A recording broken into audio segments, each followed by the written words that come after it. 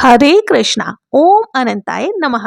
प्रिय श्रोताओं, भाद्रपद मास के शुक्ल पक्ष की चतुर्दशी तिथि को मनाया जाने वाला अनंत चतुर्दशी पर्व अत्यंत ही पावन और पुण्यदायी है और यह दिन अनंत भगवान श्री हरि विष्णु को समर्पित है।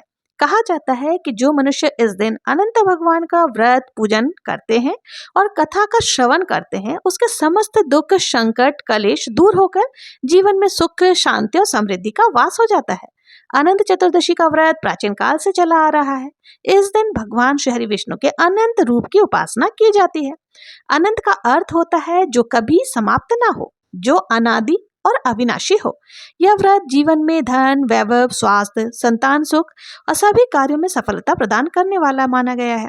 विशेषकर इस दिन अनंत सूत्र बांधने की परंपरा है। यह सूत्र भगवान श्री हरि विष्णु की अनंत कृपा का प्रतीक है, जो भक्त की हर कठिनाई से उसकी रक्षा करता है और जीवन भर सुख शांति और समृद्धि देता है।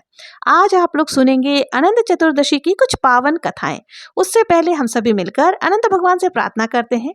हे प्रभु, यदि व्रत पूजा या स्मरण करते समय या कथा का श्रवण करते समय हमसे कोई भूल चूक हो जाए तो कृपा अपनी करुणा से क्षमा प्रदान करें। आपकी शरण में आया हुआ यह भक्त केवल आपके अनंत नाम का ही आश्रय चाहता है। कथा सुनने से पहले आपको अपने दाएं हाथ में थोड़े से तिल और पुष्प लेकर कथा का श्रवण करना है। कथा इस प्रकार से है। एक बार शौनक आदि 88,000 ऋषियों के निवेदन पर श्री सूत जी बोले कि पहले गंगा किनारे धर्म में तत्पर रहने वाले धर्मराज ने राजस्व यज्ञ का प्रारंभ कर दिया। अपने चारों भाई और श्री कृष्ण के साथ युधिष्ठिर जी ने अनेक रत्नों से सुशोभित यज्ञशालाएं बनाई, जिसमें बहुत सारे मोती माणिक्य आदि लगाए गए। उनसे वो इंद्र के घर के जैसे प्रतीत होती थी। बड़े प्रयत्न से यज्ञ के लिए राजाओं को एकत्रित किया गया। यज्ञ मंडप का निर्माण सुंदर एवं अद्भुत था। अद्भुत ऐसा था कि इसमें स्थल और जल, जल में स्थल दिखाई देता था। यज्ञ मंडप की शोभा को निहारते निहारते दुर्योधन चल रहा था, किंतु जल की जगह स्थल समझकर दुर्योधन ने जैसे ही कदम आगे बढ़ाए कि वो जल में गिर पड़ा। तभी वहां द्रौपदी उसे देख रही थी अपनी सखियों के साथ में। दुर्योधन के गिरते ही उसे बहुत तेज हंसी आ गई और उसने उसका उपहास करते हुए कहा, अंधे का पुत्र अंधा। द्रौपदी के ये शब्द मजाकिया तौर पर कहे थे, किंतु दुर्योधन के हृदय में बाण की तरह चुभ गए और मन ही मन दुर्योधन ने प्रतिज्ञा की कि इस द्रौपदी से इसका बदला जरूर से लूंगा। कुछ दिनों के बाद दुर्योधन व उसके मामा ने पांडवों को छल कपट से जुए में हराकर 12 वर्षों का वनवास भोगने का हुक्म दिया। वनवास में उन्होंने अनेकों कष्टों से गुजरना पड़ा। पांडवों को कष्ट पीड़ा देखकर श्री कृष्ण भगवान पांडवों से मिलने के लिए आए। धर्मराज युधिष्ठिर ने आकर श्री कृष्ण जी को प्रणाम किया और दुख से छुटकारा पाने का अनुरोध किया। पांडवों ने श्री कृष्ण को देखा तो नतमस्तक होकर उनको प्रणाम किया और उनसे पूछने लगे। धर्मराज जी बोले कि हे केशव, मैं भाइयों के साथ अत्यंत दुखी हूँ। इस अनंत दुख सागर से हमारा कैसे पीछा छूटे? किस देव की पूजा करने से मैं वापस अपने श्रेष्ठ राज्य को पा सकूंगा? क्या कोई ऐसा व्रत है जो आपकी कृपा से हमें करना चाहिए, जिससे हमारा कल्याण हो जाए? यह सुनकर श्री कृष्ण बोले कि सब पापों का नाश करने वाला पवित्र एक अनंत व्रत है। हे युधिष्ठिर, वो स्त्री और पुरुषों के सभी कामों को पूर्ण करने वाला है। वो भाद्रपद शुक्ल पक्ष की 14 के दिन होता है। उसके करने मात्र से सभी पाप नष्ट हो जाते हैं। यह सुनकर युधिष्ठिर जी बोले, हे प्रभु, आपने अनंत ये क्या कहा? क्या वो शेषनाग है अथवा तक्षक है, परमात्मा है या साक्षात ब्रह्मा है? किसका नाम अनंत है? हे केशव, यह सत्य बताइए। यह सुनकर श्री कृष्ण बोले कि हे धर्मराज, मैं अनंत हूँ। आप मेरे उस रूप को समझिए जो काल, आदित्य आदि ग्रह रूप है, जिसके काल, मुहूर्त, दिन और रात्रि शरीर है। पक्ष, मास, ऋतु, वर्षा और योग आदि की जिसकी व्यवस्था है, वही काल है। उसी को मैंने अनंत कहा है। वही काल रूपी कृष्ण मैं भूमि के भार को उतारने और दैत्यों के मरने के लिए प्रकट हुआ हूँ।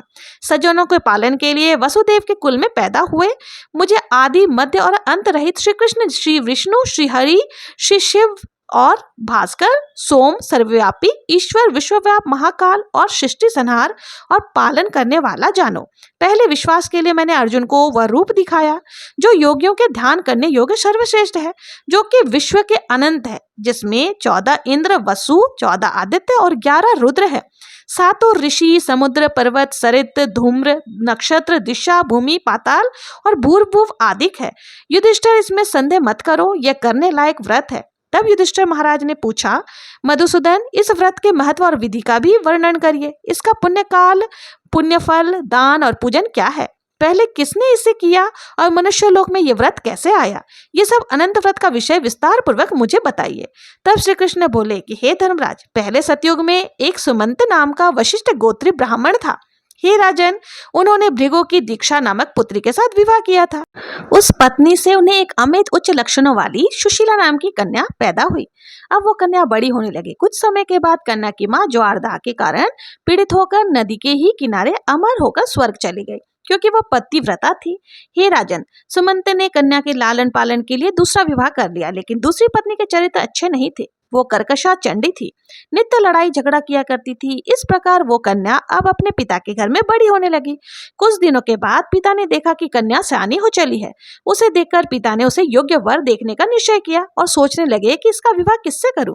ऐसा विचार करके एकदम से दुखी हो गए। उसी समय परम वैदिक और धनी श्रीमान मुनिराज कांडे वहां चले आए और कहने लगे कि मैं तुम्हारी परम सुंदरी कन्या के साथ विवाह करना चाहता हूँ। तब सुशीला के पिता ने अच्छा दिन और शुभ मुहूर्त देखकर अपनी कन्या का विवाह उसके साथ कर दिया। हे राजन, गृह सूत्र के अनुसार विवाह की तैयारियां हुई।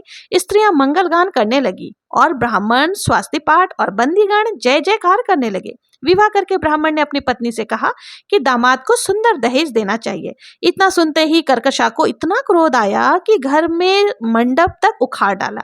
अच्छी तरह पेटियों को बांधकर कह दिया कि घर जाओ, और फिर उसने भोजन से बचे हुए जूठे भोजन को उन सभी बारातियों के लिए रास्ते के लिए बांध दिया। कहने लगी, हमारे घर धन नहीं है, जो है उसे देख लीजिए। यह सुनकर धनराज व मुनि समंत कुछ उदास हो गए। उधर कौंडिन्य मुनि भी ब्याह करके बैलों के रथ में सुशीला को चढ़ाकर धीरे धीरे रास्ता चलते चलते पवित्र यमुना जी के किनारे पहुंच गए। यमुना जी को देखकर रथ को रोककर नित्य कर्म करने उतर पड़े। रथ पर शिष्यों को नियुक्त कर दिया। मध्याह्न काल में भोजन के समय नदी किनारे उतरकर सुशीला ने देखा कुछ स्त्रियां लाल वस्त्र धारण किए हुए एक समुदाय में किसी का पूजन कर रही है। वो अनंत चतुर्दशी के दिन भक्ति भाव के साथ जनार्दन देव की पूजा आराधना कर रही थी। उनके पास जाकर सुशीला ने धीरे से पूछा, हे सुयोगियों, यह मुझे बताइए कि ये कौन सा व्रत आप लोग कर रही हैं? तब वे सब सुशीला से बोली, यह अनंत व्रत है, इसमें अनंत की पूजा होती है। सुशीला बोली कि मैं भी इस उत्तम व्रत को करना चाहती हूँ। इसका विधि विधान क्या है, कृपा कर मुझे बताएं। स्त्रियां कहने लगी, हे शीले, एक प्रश्न अच्छा अन्य होना चाहिए जो कि उसकी वस्तु बने, उसका पुल्लिंग का नाम हो, जैसा कि मोदक का नाम है। आधा ब्राह्मण को दक्षिणा के साथ दे दें और आधा अपने खाने के लिए रख लें। नदी के किनारे श्रद्धा के साथ इसका पूजन आराधना करना चाहिए। कुशाओं का शेषनाग बनाकर बांस के पात्र पर रखना चाहिए। स्नान करके मंडप पर धूप दीप गंध पुष्प और अनेक तरह के पकवानों के साथ तैयार किए गए नैवेद्य से अनंत जी की पूजा करनी चाहिए। उसके आगे कुमकुम और 14 गांठानों का डोरा रखकर पवित्र गंध आदि से उसकी पूजा आराधना करे। इसके बाद पुरुष के दाएं हाथ में और स्त्री के बाएं हाथ में उस अनंत डोरे को बांधना चाहिए। इस डोरे को हाथ में बांधकर भगवान जी की कथा को सुने। विश्व नारायण अनंत भगवान का ध्यान करके भोजन आचमन करके फिर अपने घर जाना चाहिए। हे भद्रे, मैंने तुम्हें यह व्रत कह दिया। तब श्री कृष्ण भगवान धर्मराज युधिष्ठिर को आगे बताते हुए कहने लगे, हे राजन, प्रसन्न हुई सुशीला ने भी हाथ में डोरा बांधकर व्रत किया। रास्ते में चलने वालों के लिए जो भोजन लाई थी उसमें से आधा ब्राह्मण को दे दिए और आधा स्वयं ग्रहण किया। उसके बाद बैलों के रथ में बैठकर बड़ी ही प्रसन्नता के साथ वो पति के घर चली गई। थोड़े ही समय के बाद उसे उस व्रत पर विश्वास हो गया कि इसी अनंत व्रत के प्रभाव से उसके घर में बड़ा भारी गोधन हो गया। धन धान्य के साथ घर लक्ष्मी से भरपूर हो गया। वो अतिथि पूजन में आकुल व्याकुल हो गई। देवांगनाओं की तरह संपन्न और सावित्री की तरह सुशोभित हो रही थी। घर में पति के समीप सुखी होकर वो विचरा करती थी। एक दिन वो अपने पति के समीप बैठी हुई थी। उसके हाथ में बंधा हुआ डोरा मुनि ने देखा और पूछा, ये डोरा क्यों धारण किया है? सत्य बोलो। तब सुशीला बोली कि जिसकी कृपा से धन धान्य आदि सभी संपत्तियां मनुष्य पाते हैं, वही अनंत मैंने धारण कर रखा है। सुशीला के इन वचनों को सुनकर धन में अंधे हुए ब्राह्मण ने निंदा पूर्वक कहा कि ये क्या अनंत अनंत लगा रखा है, अनंत क्या होता है? ऐसा कहकर उन्होंने मूर्खतावश उस अनंत को तोड़ डाला और उस पापी ने उसे दहकती आग में डाल दिया। सुशीला हाय हाय कहकर भागी और उस अनंत सूत्र को उठाकर दूध में डाल दिया। अब उनके घर में दरिद्रता ने डेरा डाल लिया और उनका सारा धन जो है वो चोर उठा कर ले गए। घर जल गया, धन चला गया। जैसे घर में आया था वैसे ही वो सारा धन अनायास ही चला गया। स्वजनों से कलश और भाइयों से फटकार मिलने लगी। अनंत की निंदा करने के कारण घर में घोर दरिद्रता आ गई थी। भगवान श्री कृष्ण कहते हैं, हे युधिष्ठिर, अब उसके साथ कोई बात नहीं करता था, शरीर से संतप्त और मन से दुखी रहा करता था। परम वैराग्य को प्राप्त हो वो अपनी पत्नी से बोला कि हे सुशीले, एकदम से यह शोक का कारण कहाँ से पैदा हो गए जिससे हम दुख और सब धन नाश हो गया। परिवारजनों में घर में कलेश रहता है, मुझे कोई बात नहीं करता, शरीर में संताप और मन में बहुत ज्यादा दुख रहता है। न जाने मुझसे कौन सा पाप हुआ है, क्या करे जिससे कि कल्याण हो। तब उनकी पत्नी ने कहा, हे स्वामी, अनंत की उपेक्षा करने के कारण ऐसा हुआ है। यदि आप प्रयास करोगे तो पहले की तरह सब कुछ हो जाएगा। सुशीला के ऐसा कहते ही कौंडिन्य मुनि का मन भगवान के चरणों में लग गया और वैराग्य तो था ही, वो वन को चले गए।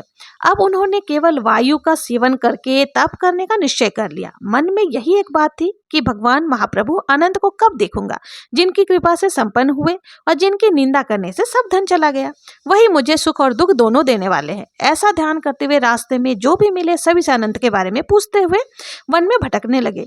आखिरकार निराश होकर उन्होंने अपने प्राण त्याग देने का निश्चय किया। युधिष्ठिर, जैसे ही उन्होंने अपने गले में फंदा लगाया तब तक कृपालु अनंत देव प्रकट हो गए। वृद्ध ब्राह्मण का भेष धर करके आए और उससे बोले कि आओ। दायां हाथ पकड़कर गुफा में ले गए। वहां दिव्य पुरुषों और स्त्रियों वाली अपनी पूरी योनि उन्हें दिखाई।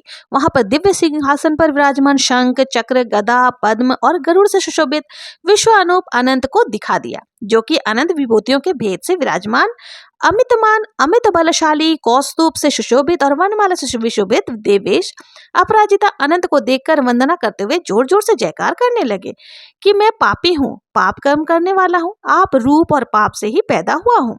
हे पुण्यात्मा, मेरी रक्षा करो, मेरे सब पापों को हरने वाले बन जाओ। आज मेरा जन्म सफल हो गया, जीवन सुखी बन गया। आज आपके चरणों में मेरा माथा भौरा बन गया। ये सुनकर अनंत देव प्रेममयी वाणी से बोले, ब्राह्मण डरो मत, जो मन में हो वो सब कहो। तब कुंडल मुनि बोले कि माया और भौतिक अभिमान में आकर मैंने आपका डोरा तोड़ डाला था। उसी पाप के कारण मेरी विभूति नष्ट हो गई। स्वजनों के साथ घर में लड़ाई रहती है, मेरे साथ कोई बात नहीं करता। इसी दुख से मैं वन में आपको देखने के लिए चला आया। आपने कृपा करके मुझे दर्शन दिए और जो आपका डोरा तोड़ने का मुझसे पाप हुआ है, प्रभु आप उसकी शांति भी मुझे बता दीजिए। ये सुनकर अनंत देव कुंडल मुनि से बोले कि आप अपने घर जाएं, देर मत करें। वहां भक्ति के साथ 14 वर्षों तक अनंत का व्रत करें। सभी पापों को मिटाकर फिर तुम उत्तम सिद्धि प्राप्त कर सकोगे, पुत्र पौत्र का सुख प्राप्त कर सकोगे। अंत काल में मेरा स्मरण करके निश्चय ही मुझे पाओगे। एक और वरदान मैं तुम सब लोगों के कल्याण के लिए देता हूँ। इस कथा और सुशीला के व्रत की बातों को जो मनुष्य शुभ व्रत को करता हुआ करेगा, वो मनुष्य पापों से मुक्त होकर परम गति को पा लेगा। हे ब्राह्मण, जिस शीघ्रता से तुम इस घर में आए थे उसी तरह से अपने घर को जाओ। ऐसा कहकर भगवान अनंत वहीं अंतर्धान हो गए और अब यह उन कौंडल्य मुनि के लिए एक स्वप्न सा हो गया। सब कुछ देखकर वो अपने घर वापस चले गए। उन्होंने उतने ही वर्ष अनंत के व्रत से बताए जैसे कि अनंत भगवान की आज्ञा थी, उसी प्रकार किया। भगवान श्री कृष्ण धर्मराज जी कहते हैं, हे पांडुनंदन, उन सब बातों को भूलकर अंत में मेरे स्मरण को प्राप्त करके वो कुंडली मुनि अनंतपुर में चले गए। राजन, आप भी कथा को सुनते हुए व्रत करिए, आपकी भी इच्छा अवश्य ही पूर्ण हो जाएगी। जैसा कि अनंत महाराज का वचन है, जो फल उन ब्राह्मण को 14 वर्षों में मिला था, वही फल कथा सहित व्रत करने वाले को एक ही वर्ष में मिल जाता है। हे राजन, मैंने तुम्हें यह सर्वश्रेष्ठ व्रत सुना दिया है। इस व्रत के करने से सभी पापों से मुक्ति मिल जाती है, इसमें संदेह नहीं है। जो कथा कहते हैं और कथा सुनाते हैं, पढ़ते हैं और हुकारा भरते हुए सभी पापों से छूटकर भगवान के पद को पहुंच जाते हैं। जो शुद्ध बुद्धि वाले मनुष्य संसार रूपी गहन अंधकार में सुखपूर्वक विचरण करना चाहते हैं, वो तीनों लोकों के अधिपति अनंत देव की पूजा करके अपने दाएं हाथ में, पुरुष अपने दाएं हाथ में, महिलाएं अपने बाएं हाथ में अनंत का डोरा जरूर से बांधे। कथा समाप्त हुई। सभी प्रेम से बोलिए अनंत भगवान की जय, अनंत चतुर्दशी व्रत की जय। तो दोस्तों, ये थी अनंत चतुर्दशी व्रत की कथा। अब आइए सुन लेते हैं गणेश जी की कथा। गणेश जी की कथा इस प्रकार से है। एक भाई बहन थे, दोनों में बहुत ज्यादा प्रेम था। बहन का नियम था कि वो भाई का मुंह देखकर ही खाना खाती थी। उसका विवाह हो चुका था। रोज वो अपने घर में उठती, सुबह काम आदि करने के बाद भाई का मुंह देखने के लिए पीहर चली जाती। और जब वो भाई का मुंह देखने के लिए अपने पीहर जाती तो रास्ते में खेजड़ी के झाड़ के नीचे गणेश जी की मूर्ति थी, उनकी वो पूजा कर लिया करती थी। रास्ते में ही उसे तुलसी माता मिलती तो उनको वो सींच देती, जिससे वो हरी भरी हो जाती थी। पटवारी दूध दही के हिंडोले ले रहे थे, ऊपर सूरज भगवान तप रहे थे। वो भाई का मुंह देखने जब पीहर जाती तो रास्ते भर कहती जाती कि भगवान मेरे को अमर सुहाग और अमर पीहर वासा देना। ऐसा कहती वो आगे चली जाती। रास्ते में बहुत सारे झाड़ झनकार थे, जिससे उनके पैरों में कांटे चुभते थे। घर गई, भाई का मुंह देखा और बैठी ही थी कि भाभी की नजर उसके पैरों पर गई। भाभी ने पूछा कि ननद भाई ये क्या हुआ? तो उसने बताया कि रास्ते में झाड़ झनकार है, जिससे मुझे कांटे चुभ गए। ऐसा कहकर वो अपने घर वापस आ गई। भाभी बोली अपने पति से कि रास्ता साफ करवाओ, आपकी बहन आती है तो उसके पैरों में कांटे चुभते हैं। भाई भी बहन के प्रेम में एक कुल्हाड़ी लिया और सारे रास्ते को साफ कर दिया। जब वो रास्ता साफ कर रहा था तो जो जहाँ खेजड़ी जी जिसमें विनायक जी महाराज विराजमान थे, उसको भी उन्होंने जाने अनजाने साफ कर दिया। पटवारी का जो स्थान था उसको भी हटा दिया, तुलसी माता के जो क्यारे थे उसको भी हटा दिया। भाई के ऐसा करने से भगवान रुष्ट हो गए और वहीं उसे मृत्यु को पहुंचा दिया। पत्नी जब बहुत देर देखी भाई वापस नहीं आए हैं तो वो देखने के लिए चली गई। आज इतनी देर कहाँ लगा दी। वहां जाकर अपने पति को मृत पाया और वो जोर जोर से विलाप करने लगी। सभी लोग इकट्ठा हो गए और अंतिम संस्कार करने के लिए ले जाने लगे।